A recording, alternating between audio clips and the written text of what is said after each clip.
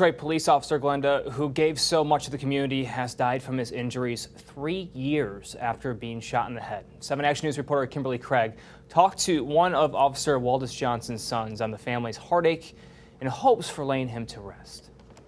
Since the night he was shot, so many held out hope that Officer Waldis Johnson would return to his family. Now they vowed to never forget. Everybody has a time, and I think my dad's time came where he was tired, and he's at peace now. For 3 years and a month, Waldis Johnson fought for his life. The veteran Detroit police officer, husband and father of 3, had been shot in the head in 2017 while answering a domestic call. He hasn't really gained any mobility at all.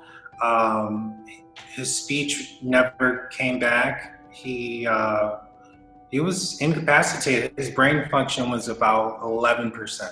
Aaron Johnson says his father was at a traumatic brain injury rehabilitation center where late last week he developed complications with his breathing.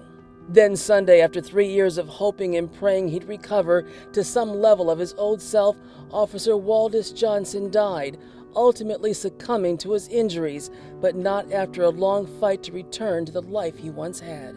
And he's not, incapacitated. He's not able to just not move, and that was very difficult to look at, and so he can truly rest now.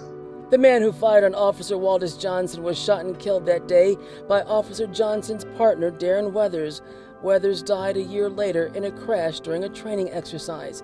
Aaron says he wishes his father could have a large police funeral, one fit for a hero who died protecting others, but with COVID, they're not sure how many will be able to attend.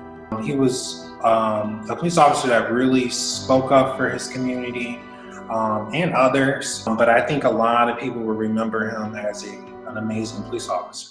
The Officer Colin Rose Memorial Foundation has set up a fundraiser for Officer Johnson's family. If you'd like to contribute, we'll have a link on the story on WXYZ.com.